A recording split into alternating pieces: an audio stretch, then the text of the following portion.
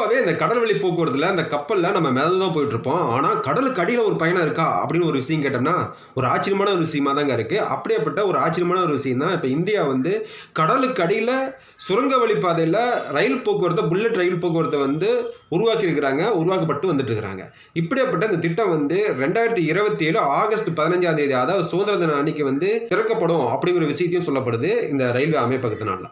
இந்த bullet train வந்து மும்பையிலிருந்து அகமதாபாத்துக்கு, அதாவது தானேயிலிருந்து பார்த்தோம்னா இந்த அரபிக் கடல்ல அடியில் ஒரு 7 கிலோமீட்டர் ஆழத்தில் வந்து 21 கிலோமீட்டர் இந்த சுரங்கப்பாதையில் அது போகுமாங்க இந்த வண்டி. இந்த ட்ரெயின் வந்து 10 பெட்டிகள் கொண்டு இருக்கு. இந்த 10 பெட்டிகளில் 10வது பெட்டிகளில் வந்து ஒரு சிறப்புமிக்க அவசர உதவிக்கு இந்த மருத்துவ பெட்டியாக அதை பார்க்கப்படுதுங்க.